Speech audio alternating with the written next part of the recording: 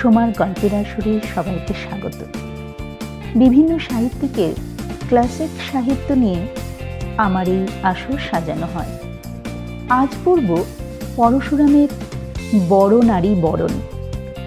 গল্পটা কেমন লাগলো তা অবশ্যই কমেন্ট করে জানিও, আর গল্পটা পুরো শোনার অনুরোধ রইল। বড় নারী বরণ। সজ্জন সঙ্গতির নাম আপনারা নিশ্চয়ই শুনেছেন। খবরের কাগজে যাদের ওয়াকিফাল মহল বলা হয়, তারা সকলেই একমত যে এর মতন উঁচু দরের অভিজাত ক্লাব কলকাতায় আর নেই। নামটি মোহাম্মদগড় থেকে নেওয়া বটে, কিন্তু এখানে এর মানে সাধু সঙ্গ নয়, সজ্জন সঙ্গতি। কিনা শিক্ষিত শৌখিন নরনারীর মিলন স্থান। আপনি যদি আধুনিক শ্রেষ্ঠ লেখক, চিত্রকর, নটনটি গাইয়ে বাজিয়ে নাচিয়ে দেখতে চান, তবে এখানে আসতেই হবে। যদি আল্ট্রা মডার্ন ফ্যাশন আর চাল চলন শিখতে চান, তবে এই ক্লাব ভিন্ন গত্যন্তর নেই। কিন্তু মুশকিল হচ্ছে বাৎসরিক চাঁদা নগদ 100 টাকা। কজন তা দিতে পারে? চাঁদার টাকা যদি বা জোগাড় করলেন, তবু দরজা খোলা পাবেন না।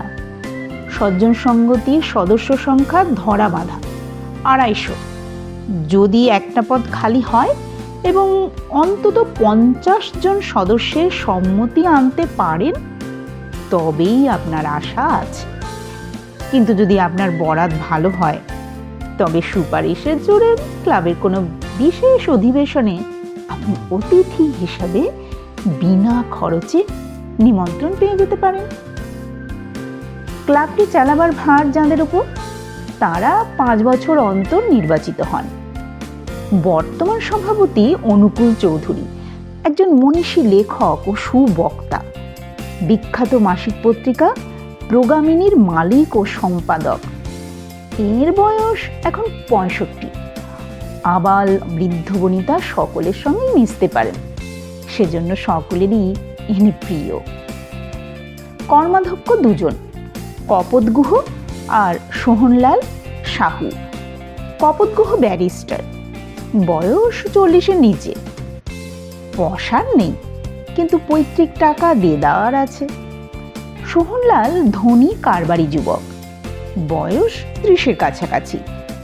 খুব শৌখিন, ছাপড়ার লোক হলেও বাঙালির সঙ্গেই বেশি মেশেন।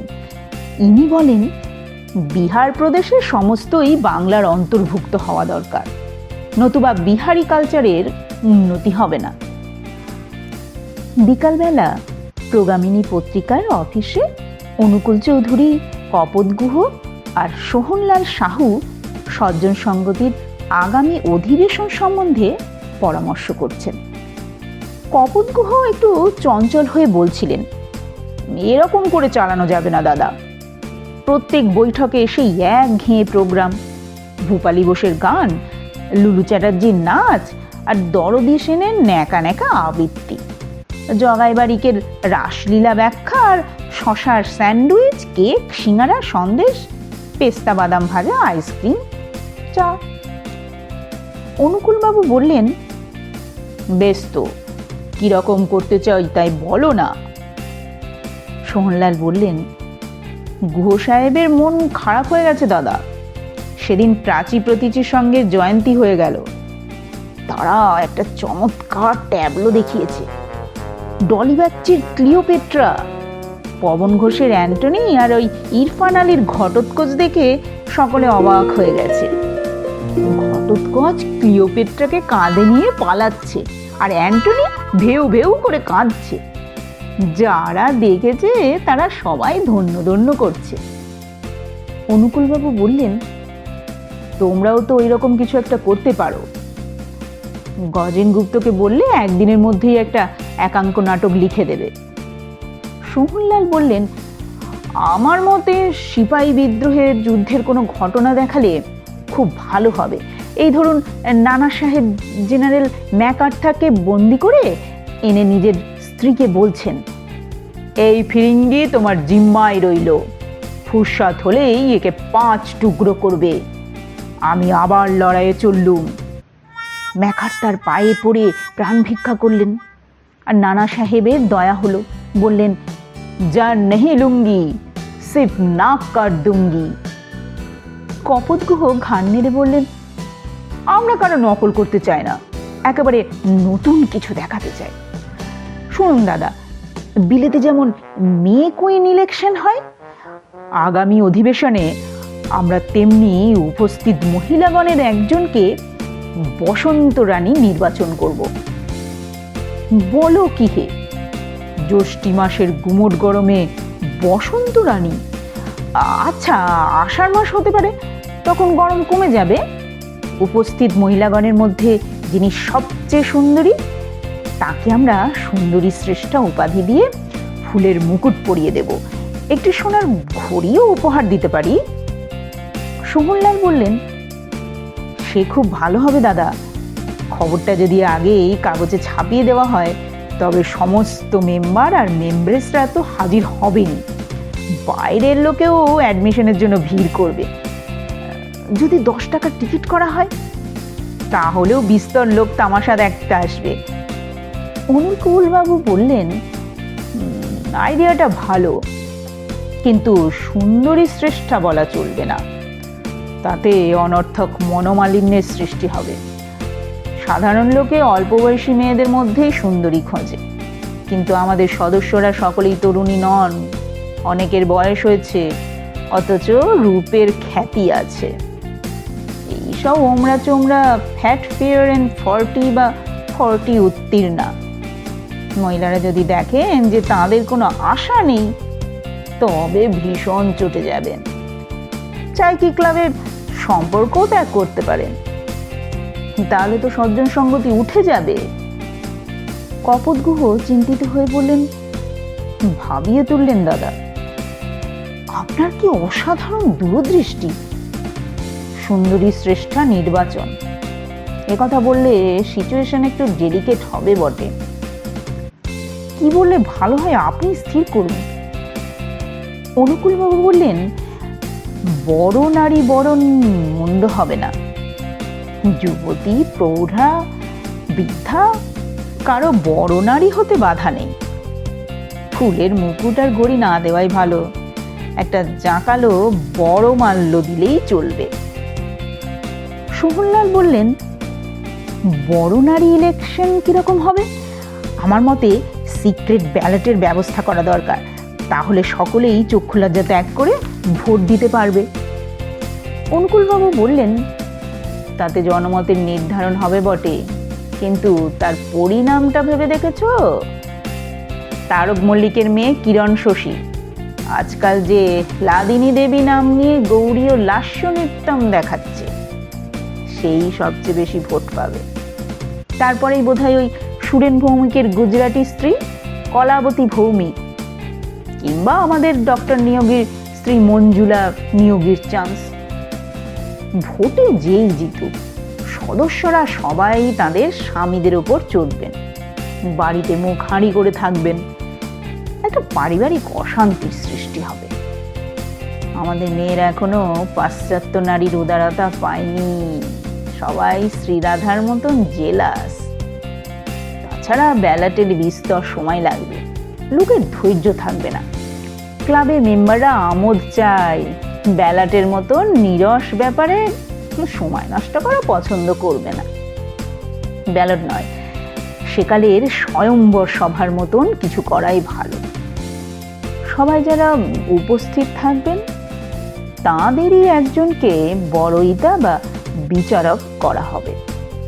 তিনি বরমাল্য হাতে নিয়ে সভা পরিক্রমণ করবেন, প্রত্যেক মহিলার চেহারার ঠাউরে দেখবেন, তারপর যাকে বড় নারী সাব্যস্ত করবেন তার গলায় মালা দেবেন। এতে পারিবারিক অশান্তি হবে না। বরমাল্য যাকেই দেওয়া হোক, মেয়েরা শুধু বিচারকের ওপর চড়বেন, তাদের স্বামীদের দোষ ধরবেন না। সুমনলাল বললেন, খুব ভালো হবে। জজ মশাই যখন ঘুরে ঘুরে ইন্সপেকশন করবেন, তখন মহিলাদের বুক তরপ তরপ করবে, আর পুরুষরা খুব মজা পাবে। হয়তো চুপি চুপি বাজি ধরবে, 4-1 লাদিনী দেবী, 3-1 কলাবতী ভৌমি, এর চেয়ে আমোদ হতেই পারে না। আরও কিছুক্ষণ পরামর্শের পর স্থির হলো যে আষাঢ় মাসের অধিবেশনে বরনারী বরণের ব্যবস্থা হবে। বিচারক কে হবেন তা নিয়ে এখন মাথা ঘামানোর দরকার নেই, সভাতে স্থির করলেই চলবে। বরনারীর নির্বাচনে কিছু গলদ হলেও ক্ষতি হবে না, সদস্যরা যদি হুজুগে মেতে একটু উত্তেজনা আর আনন্দ উপভোগ করেন, তাহলেই আয়োজন সার্থক হবে। কপোতগুহ আর সোহনলাল সাহু যাবার জন্য উঠলেন। অনুকূল চৌধুরী বললেন, হ্যাঁ ভালো কথা, আমার বেহাই রাখহরির লাহিড়ী সস্ত্রীক কাশী থেকে আসছেন, পুরী ঘুরে এসে কিছুদিন আমার কাছে থাকবেন। এককালে ইনি গোরখপুর ডিভিশনের বড় ইঞ্জিনিয়ার ছিলেন, বেশ পণ্ডিত লোক। বয়স 80 পেরিয়েছে, কিন্তু খুব শক্ত আছেন। তার গিন্নিরও প্রায় 72 হবে। কাশীতে ছেলের কাছে থাকেন, কিন্তু সেখানকার গরম এখন আর বুড়ো বুড়ি সয় না। লাহিড়ী মশাইকে অতিথি হিসেবে একটা নিমন্ত্রণপত্র দিও, তার স্ত্রী ঠাকুমণি দেবীকেও দিও। আমি সস্ত্রীক সজ্জন সঙ্গতিতে যাব। বেহাই বেয়ানকে বাড়িতে ফেলে রেখা ভালো দেখাবে না। কপোতগুহ বললেন, নিশ্চয়ই নিশ্চয়ই, সোহনলাল আর আমি আপনার বাড়িতে গিয়ে তাদের নিমন্ত্রণপত্র দিয়ে আসব। কপোতগুহর চেষ্টায় বরানগরের ভাগীরথী ভিলা নামক প্রকাণ্ড বাগান বাড়িটি জোগাড় হয়েছে। এখানেই বরনারী বরণ হবে। সজ্জন সঙ্গতির 250 সদস্যা সকলেই এসেছেন। তাছাড়া তাদের সুপারিশে প্রায় 100 জন অতিথি হিসেবে আমন্ত্রিত হয়েছেন। চারদিক গাছে ঘেরা খোলা মাঠে সভা বসেছে। যদি বৃষ্টি হয় তবে বাড়ির বড় হল ঘরে উঠে গেলেই চলবে। স্ত্রী পুরুষের আলাদা বসবার ব্যবস্থা হয়নি। অন্যান্য অধিবেশনের মতনও এবারেও সকলে ইচ্ছে মতো মিলেমিশে বসেছেন। কেবল 10-12 জন স্কুল কলেজের মেয়ে একপাশে দল বেঁধে মহা উৎসাহে আড্ডা দিচ্ছে। মাঠের এক ধারে সভাপতি অনুকূল চৌধুরী বসেছেন। নিকটেই তার স্ত্রী সরসীবালা দেবী, বেহাই রাখহরি লাহিড়ী, বেহান ঠাকুমণি দেবী এবং কয়েকজন মান্যগণ্য সদস্যা আর আমন্ত্রিত অতিথি আসন পেয়েছেন। কপোতগুহ, সোহনলাল সাহু এবং অন্যান্য কর্মকর্তারাও কাছেই আছেন। প্রথমেই সভাপতি বললেন, আপনারা আমন্ত্রণপত্রে পড়েছেন যে আজ আমরা এখানে একটি বিশেষ অনুষ্ঠানের আয়োজন করেছি। আশা করি সেটি সকলেরই উপভোগ্য হবে। আমাদের মামুলি কৃত্য যা আছে তা আগে চুকে যাক, তারপর বরনারী বরণ হবে। যথারীতি বেহালা, এসরাজ, বাঁশির কনসার্ট, সঙ্গীত নৃত্য, আবৃত্তি আর জলযোগ শেষ হলো। অধ্যাপক কপিঞ্জল গাঙ্গুলি বৈদিক যুগের নক্ত গোষ্ঠী বা নাইট ক্লাব সম্বন্ধে একটা সারগর্ভ প্রবন্ধ পড়বার উপক্রম করছিলেন, কিন্তু তার পাশের সদস্যরা তাকে থামিয়ে দিলেন। তারপর সভাপতি ঘোষণা করলেন, আজ আমরা উপস্থিত মহিলাগণের মধ্য থেকে একজনকে বরনারী রূপে বরণ করব। বড়ইতা অর্থাৎ বিচারক কে হবেন, কাকে আপনারা এই দুরূহ কর্মের যোগ্যতম মনে করেন, তার নাম আপনারাই প্রস্তাব করুন। রাজলক্ষ্মী দেবী সাহিত্য ভাষ্যতী, একজন উঁচু দরের লেখিকা, বয়স 50 পেরিয়েছে, শ্যামবর্ণ, লম্বা চওড়া দশাশয়ী চেহারা, মুখটি বেশ ভারী আর গম্ভীর। 10 বছর আগেও এর লেখা খুব জনপ্রিয় ছিল, কিন্তু সম্প্রতি অর্বাচীন লেখক লেখিকাদের উপদ্রবে এর বইয়ের কাটতি ক্রমশ কমে যাচ্ছে। রাজলক্ষ্মী দেবী দাঁড়িয়ে উঠে সভায় একজন পরপুরুষ একজন পরনারীকে বড়নারী আখ্যা দিয়ে মাল্যদান করবে, সেই নারী কুমারী সদবা বিধবা যাই হোক না কেন, এ অতি অশোভন, নীতিবিরুদ্ধ ব্যাপার। বিলাতে এসব অনাচার চলতে পারে, কিন্তু এদেশের রুচিতে তা সইবে না। আমাদের আদর্শ সীতা সাবিত্রী, দময়ন্তী, সর্বসাধারণের দৃষ্টিভোগ্যা বিলাসিনী সুন্দরী নয়। একেই তো আজকালকার মেয়েরা সিনেমার নটি হওয়ার জন্য মুখিয়ে আছে, তার উপর যদি আপনারা আবার বড় নারী বরণ আরম্ভ করেন, তবে সমাজ অধঃপাতে যাবে। আমি আপনাদের সংকল্পিত অনুষ্ঠানে ঘোর আপত্তি জানাচ্ছি। কপোতগুহর বৃদ্ধা পিসি পাশেই বসেছিলেন। ইনি বললেন, রাজলক্ষ্মী ঠিক কথা বলেছে, বড় নারী টরনারী চলবে না, যত সব ইল্লুতে কাণ্ড। রাজলক্ষ্মী দেবীর স্বামী কাউন্সিলর বামাপদ ঘোষাল একটু পিছনে বসেছিলেন। ইনি লাজুক লোক, বেশি কথা বলেন না। এখন কর্তব্যবোধে দাঁড়িয়ে উঠে বললেন, বড় নারী বরণ আমারও পছন্দ নয়। সভাপতি বললেন, দুজন সদস্য আর একজন সদস্য আপত্তি জানিয়েছেন, যদি অন্তত 4 আনা সদস্যের অমত থাকে তবে আমরা বড় নারী বরণ অনুষ্ঠান বন্ধ করে দেব। শ্রীযুক্তা রাজলক্ষ্মী দেবী সাহিত্য ভাস্বতীর সঙ্গে যারা একমত তারা দয়া করে হাত তুলুন। রাজলক্ষ্মী, তার স্বামী আর কপোতঘোর পিসি ছাড়া অন্য কেউ হাত তুললেন না। সভাপতি বললেন, বড় নারী বরণে যাদের মত আছে তারা এইবার হাত তুলুন। প্রায় 300 জন হাত তুললেন। যেসব মেয়েরা আড্ডা দিচ্ছিল তারা 2 হাত তুললে। সভাপতি বললেন, দেখা গেল 15 আনার বেশি সদস্যেরই সম্মতি আছে, অতএব বড় নারী বরণ হবে।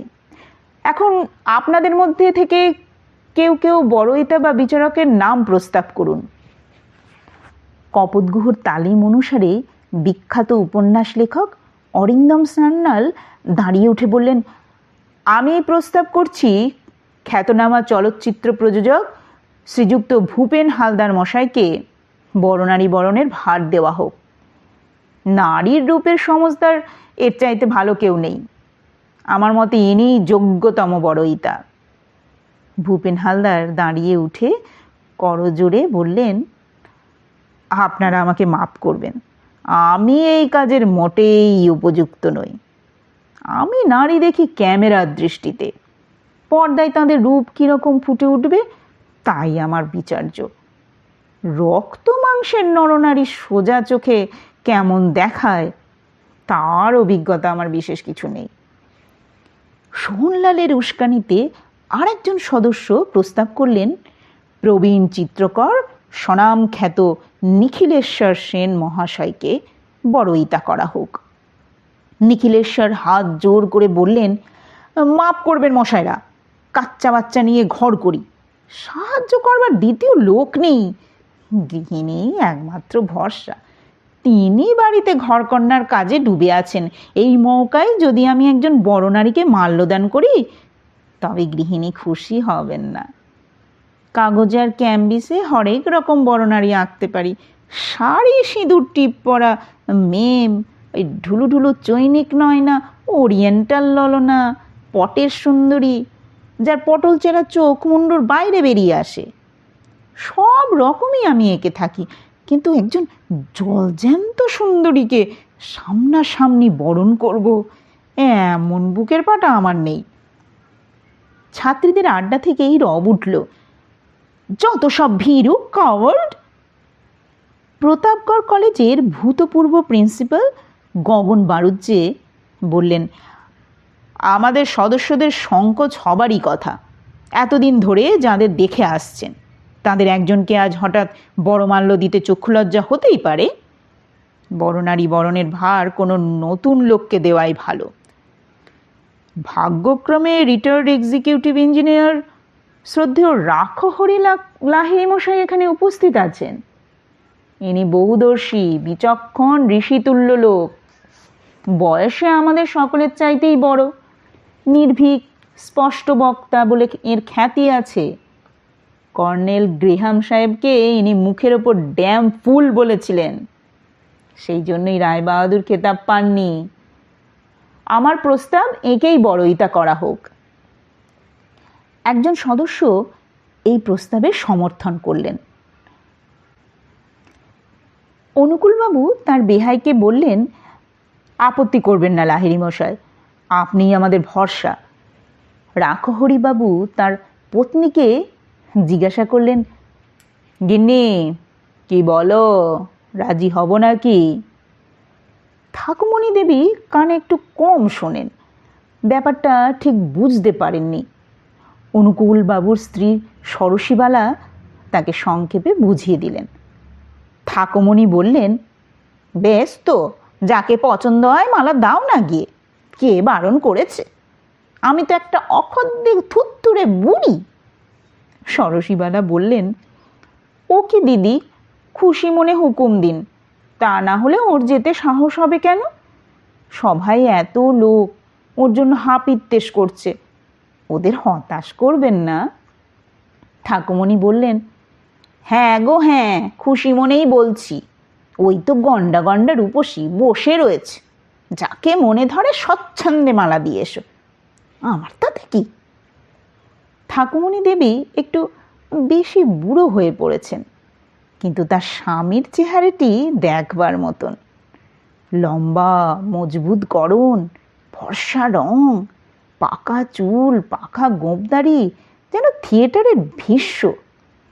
পত্নীর সম্মতি পেয়ে রাখহরিবাবু দাঁড়িয়ে উঠে স্মিত মুখে বললেন, সভাপতি ভায়া, মাননীয় মহিলা ও ভদ্রবৃন্দ, মা লক্ষ্মীগণ এবং দিদিমণিগণ, আমার ওপর আপনারা বড় কঠিন কর্তব্য চাপিয়েছেন, কিন্তু আমি পিছুপা নই, এর চাইতেও শক্ত কাজ ঢের করেছি। গোড়াতেই আমি বড় লক্ষণ সম্বন্ধে দু চার কথা বলতে চাই। ইংরেজিতে প্রবাদ আছে, বিউটি স্কিন ডিপ, অর্থাৎ রূপের দৌড় চামড়া পর্যন্ত। কথাটা ডাহা মিথ্যে। শুধু চামড়ায় নয়, নারীর মাংস, হাড়, মজ্জা সর্বত্রই রূপের সন্ধান করতে হবে। একটা ফাজিল মেয়ে বললে, চিড়ে চিড়ে দেখবেন নাকি স্যার? আরে না না, তোমাদের কোনো ভয় নেই, আমি এক নজরেই ভেতর বার সব টের পাই। যা বলছিলুম শোনো, মানুষের যেমন 3 দশা, বাল্য, যৌবন, জরা, নারীর যৌবনেরও তেমনি 3 দশা, আদ্য, মধ্য আর অন্ত। এই 3 যৌবনের তোয়াজ বা পরিচর্যার পদ্ধতি আলাদা। প্রসাদন বা মেরামতও এক রকমের হয় না। কীরকম জানেন? মনে করুন একটা ইমারত তৈরি হলো, প্রথম 15 বৎসর তার হেফাজত খুব সোজা, মাঝে মাঝে চুনকাম আর রং ফেরালেই যথেষ্ট। কিন্তু আরও পরে দেখবেন এক এক জায়গায় পলেস্তারা খসে গেছে, দরজা জানলার রং চটে গেছে, তখন রীতিমতো মেরামত করতে হবে। 30-40 বছর পরে দেখবেন স্থানে স্থানে ভিত বসে গেছে, দেওয়ালে ফাটল ধরেছে, ছাদ চির খেয়েছে। তখন শুধু দাগরাজি নয়, থরো রিপেয়ার দরকার। হয়তো 2-4 জায়গায় পিলপে গেঁথে করিতে চার দিতে হবে, ফাটা দেওয়াল জুড়তে হবে। ফেস লিফটিং জানেন? বিলেতে খুব চলন আছে। আমাদের মা লক্ষ্মীরা কেউ করিয়েছেন কিনা জানি না, বেশি বয়সে গাল ঝুলে পড়বে, রগের চামড়া টেনে সেলাই করে দেয়, তাতে যৌবন স্ত্রী ফিরে আসে।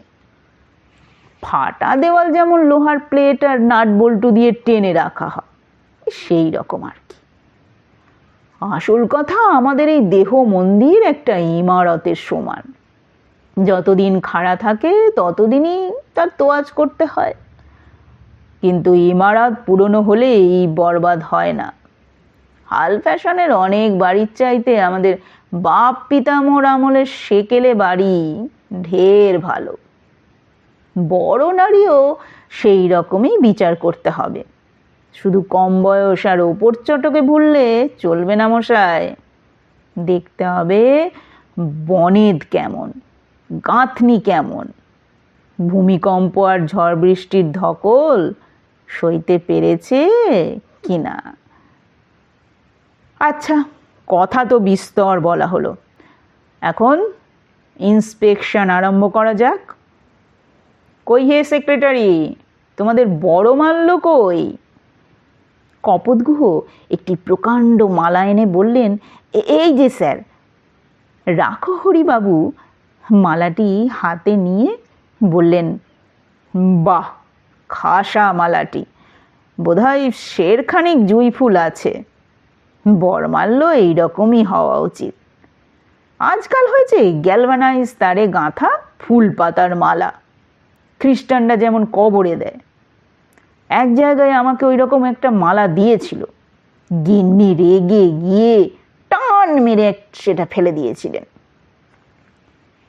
রাখহরি লাহিড়ী মন্থর গতিতে পরিক্রমণ আরম্ভ করলেন। প্রথমেই ছাত্রীদের দলের কাছে এসে বললেন, বগের মতো গলা বাড়াচ্ছিস কি? তোদের মালা দিচ্ছি না, তোরা হলি কাঁচা কংক্রিট, পোক্ত হতে বহুকাল লাগবে। একটি মেয়ে চুপি চুপি বললে, দাদু দয়া করে রাজলক্ষ্মী দেবীর গলায় মালা দিন, ভীষণ মজা হবে। চুপ বলে ধমক দিয়ে রাখহরি এগিয়ে চললেন। প্রত্যেক মহিলার সামনে এসে একটু থামেন, তারপর আবার চলেন। সভায় চাপা গলায় তুমুল গুঞ্জন আরম্ভ হলো। সদস্যরা বলা বলি করতে লাগলেন, বুড়ো কাকে মালা দেবে মনে হচ্ছে? নিশ্চয়ই লাদিনী দেবীকে। উফ, কি মারাত্মক কায়দায় শাড়ি পরেছে দেখো। কই না, ওর দিকে একবার তাকিয়েই তো এগিয়ে চলল। ওই দেখো, মঞ্জুলা নিয়োগীকে ঠাউরে দেখছে। না, বুড়োর পছন্দ কিচ্ছু নেই। ঘাড় নেড়ে আবার চলল, বোধহয় কলাবতী ভৌমিককে পছন্দ করবে। ও, চুল বাঁধার স্টাইলখানা দেখো। আরে গেল যা, ওকেও তো ফেলে চলে গেল। কাকে মালা দেবে বুড়ো? সুন্দরী আর কই? এই মাটি করলে রাজলক্ষ্মী দেবীর কাছে থেমেছে, শেষটাই ওকেই মনে ধরল নাকি? না, একটু হেসে ঘাড় নেড়ে আবার চলেছে।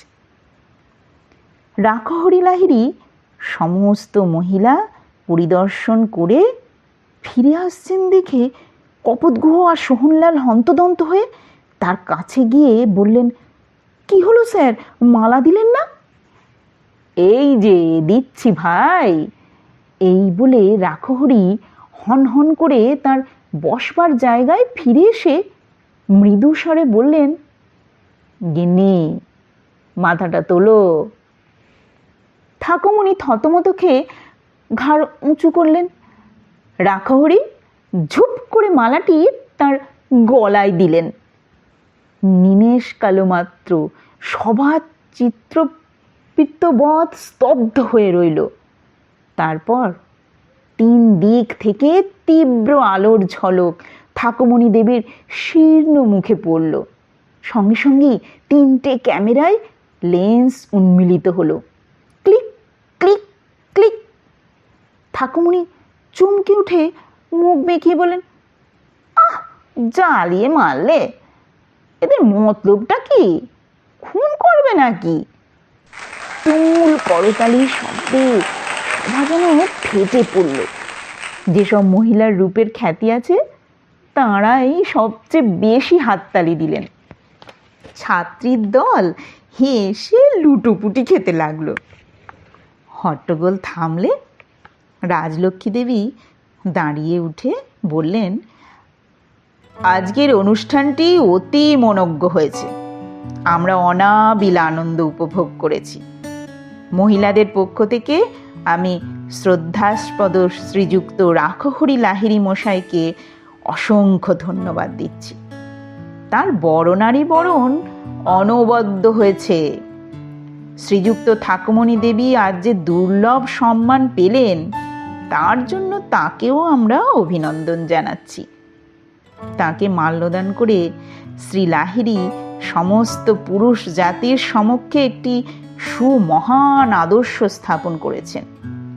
এই বলে রাজলক্ষ্মী দেবী তার স্বামী বামাপদ ঘোষালের দিকে কটমট করে তাকালেন। ষোড়শীবালা তার বিহানকে বললেন, কি দিদি, এখন খুশি হয়েছেন তো?